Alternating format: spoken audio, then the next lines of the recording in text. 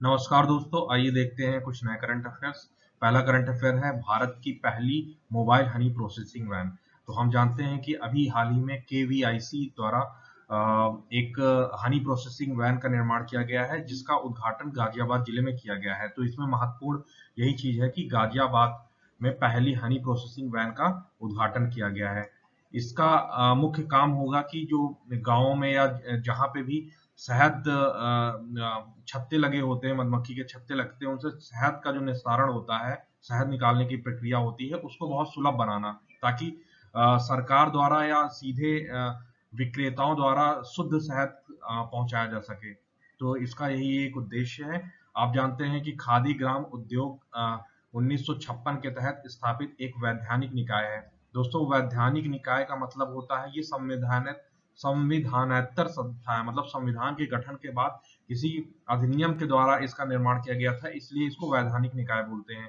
जबकि जो संविधान के साथ में संस्थाएं आई हैं, उन्हें संवैधानिक संस्थाएं बोलते हैं। जैसे कि आप सीबीआई की बात कर लें, ठीक है, तो सीबीआई एक संवैधानिक संस्था है। इस तरीके की बहुत सारी संस्थाएं हैं जो संविधान के साथ शुरुआत हुई, तो उनको संवैधानिक संस्थाएं बोलते हैं। और जो संविधान के बाद किसी एक अधिनियम के द्वारा स्टार्ट की गई, उन्हें संवैधानिक या वैधानिक निकाय बोला जाता है।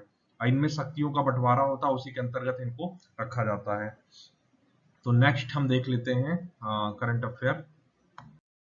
नेक्स्ट है वीर बाला दिवस। आप लोग जानते हैं अभी हाल ही में 9 जनवरी 2022 को प्रधानमंत्री मोदी जी ने 26 दिसंबर को वीर बाला दिवस के रूप में मनाए जाने की घोषणा की है। आप लोग जानते हैं वीर बाला दिवस जो है, ये है वीर बाला दिवस। ये किस उपलक्ष्य में मनाया जा रहा है? गुरु गोविंद सिंह के 4 पुत्र हुए थे।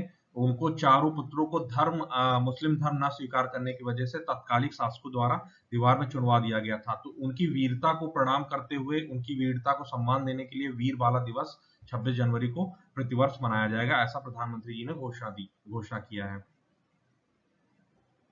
नेक्स्ट देखते हैं जनरल विपिन रावत स्कूल। आप जानते हैं कि पहले प्रथम चीफ डिफेंस स्टाफ जो थे हमारे जनरल विपिन रावत साहब, इनका एक दुर्घटना में निधन हो गया था। ये दुर्घटना हुई थी तमिलनाडु के कुन्नूर क्षेत्र में। हेलीकॉप्टर दुर्घटना दृश्य हुआ था।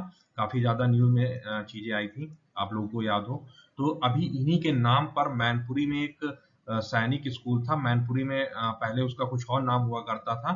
तो अभी इन्हीं के नाम पर, इन्हीं की याद में उसका नाम परिवर्तित करके जनरल विपिन रावत को श्रद्धांजलि देते हुए उनके नाम पर इस स्कूल का नाम रखा जाएगा। उत्तर प्रदेश सरकार ने, योगी जी द्वारा किया गया है ये। नेक्स्ट हमारे पास है बगल में ही इंडोनेशिया की नई राजधानी। आप लोग जानते हैं कि इंडोनेशिया की जो राजधानी थी पूर्व, उसका नाम था, ये है, आप देखिए यहाँ पे बोर्नियो पे थी, जाकार्ता राजधानी थी। जाकार्ता ओवर पॉपुलेटेड हो गई थी, ओवर पॉल्यूटेड हो गई थी और बोर्नियो द्वीप पर स्थित थी। अभी जो नई राजधानी का प्रस्ताव है, ये 2019 में ही जोको विडोडो जो वहां के राष्ट्रपति थे, उन्होंने रख दिया था। और ये जो नई राजधानी है, ये एक सॉरी बोर्नियो द्वीप पर ही है। ये बोर्नियो द्वीप पर ये राजधानी है। इसका नाम नूर संतारा रखा गया है। और ये जो है, इसकी सीमा जो है दो देशों से भी मिलेगी। तो ये नई राजधानी है। इसको परिवर्तन करने का कारण हो गया ओवर पॉल्यूटेड, और क्या नाम है, क्योंकि आप जानते हैं कि जो इंडोनेशिया है वो 2-3 द्वीपों पर बसा हुआ है, तो समुद्र का जलस्तर बढ़ने से खतरा था वहां पे, इस वजह से इसको राजधानी को शिफ्ट किया गया है। आप लोग कमेंट सेक्शन में ये बता सकते हैं कि बोर्नियो द्वीप की क्या हायरार्की है द्वीपों के क्रम में। ये दूसरा या तीसरा सबसे बड़ा द्वीप है ग्रीनलैंड के बाद। तो आप लोग कमेंट सेक्शन में बताइए कि दूसरा है या तीसरा है, या कौन सा नंबर इसका है बोर्नियो द्वीप का, द्वीप के मामले में, क्षेत्रफल के दृष्टिकोण से। नेक्स्ट है विश्व का सबसे बड़ा राष्ट्रीय ध्वज। 15 जनवरी 2022 को सेना दिवस के अवसर पर जैसलमेर, राजस्थान, भारत पाकिस्तान की सीमा के लगे हुए लोगेवाड़ा में एक खादी का सबसे बड़ा राष्ट्रीय ध्वज का फहराया गया है। आप लोग जानते हैं कि लोगेवाला भारत और पाकिस्तान के बीच 1971 की ऐतिहासिक लड़ाई का स्थल रहा है। ठीक है, तो इसको एक प्रतीक के रूप में यहाँ पे सबसे बड़ा राष्ट्रीय ध्वज लगाया गया है। आप ध्वज की लंबाई चौड़ाई भी याद कर सकते हैं, लेकिन वह महत्वपूर्ण बहुत ज्यादा नहीं है। सिर्फ महत्वपूर्ण है कि लोंगेवाला जैसलमेर राजस्थान में एक सबसे बड़ा राष्ट्रीय ध्वज फहराया गया है 15 जनवरी 2022 को। नेक्स्ट आप देख लीजिए पहला ग्राफीन नवाचार केंद्र। आप लोग ग्राफीन के बारे में जानते हैं, एक मटेरियल है जो कि काफी सख्त मटेरियल माना जाता है। तो इसका केरल से संबंधित है। पहला जो है आप देखिए, यह भारत का पहला graphene research and development incubator होगा, केरल में स्थापित किया गया है। तो बस आप इतना याद रखिए कि पहला ग्राफीन नवाचार केंद्र इनोवेशन सेंटर जो है केरल में स्थापित किया गया है। नेक्स्ट देख लेते हैं। इसमें अच्छा, जितने भी क्वेश्चन पहले आते हैं, फर्स्ट सेंचुरी किसने मारी, पहली बार 100 शतक किसने बनाए, इस तरह के क्वेश्चन बहुत बहुत महत्वपूर्ण होते हैं। इसी के क्रम में आप दूसरा देखिएगा, क्वेश्चन है लिखा है पहली पैरा बैडमिंटन अकेडमी कहाँ पर है। उत्तर प्रदेश के जितने भी पेपर होंगे, जैसे कि पेट का पेपर है, तो इसमें ये बहुत महत्वपूर्ण होगा, क्योंकि उत्तर प्रदेश से संबंधित करंट अफेयर है। आप देखिए, इसमें लिखा हुआ है कि भारत की पहली पैरा बैडमिंटन अकादमी लखनऊ उत्तर प्रदेश में स्थापित की गई है। तो आप लोग लखनऊ जानते रहते हैं, उत्तर प्रदेश की राजधानी है, और यहाँ पे ही पैरा बैडमिंटन जो आर्थिक रूप से अक्षम होते हैं उनके लिए क्या नाम है, ये बैडमिंटन अकादमी है। आप लोग उसमें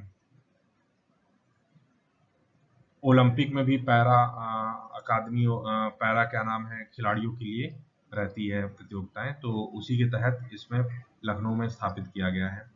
दूसरा है राष्ट्रीय स्टार्टअप दिवस, 16 जनवरी को मनाया जाएगा। 16 जनवरी को मनाया जाता रहा है राष्ट्रीय स्टार्टअप दिवस। बस इससे ज्यादा इसमें याद नहीं करना है। भारत का पहला नैपकिन मुक्त गांव, तो ये भी अगेन केरल का ही एक गांव है, कुबलंगी गांव नाम है इसका।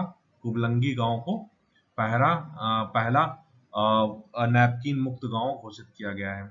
ठीक है, और फिर इसके बाद नॉर्थ ईस्ट ऑन व्हील, तो ये इसके बारे में हम देख लेते हैं। संस्कृति और विदेश राज्य मंत्री मीनाक्षी लेखी ने 13 जनवरी 2022 को नई दिल्ली में एक मोटरसाइकिल अभियान नॉर्थ ईस्ट ऑन व्हीकल्स की शुरुआत की। इसके तहत क्या चीजें हैं, इसके तहत आजादी का अमृत महोत्सव को बढ़ावा देना और नॉर्थ ईस्ट को बाकी जो राज्यों के साथ जोड़ना, और क्या नाम है, बेहतर कनेक्टिविटी प्रदान करना, ये सारे लक्ष्य के साथ ये सारे जो अभियान है वो चलाए जाते हैं। तो धन्यवाद। आप लोगों के बीच में नए करंट अफेयर लेके कल मैं उपस्थित होऊंगा। तब तक के लिए धन्यवाद।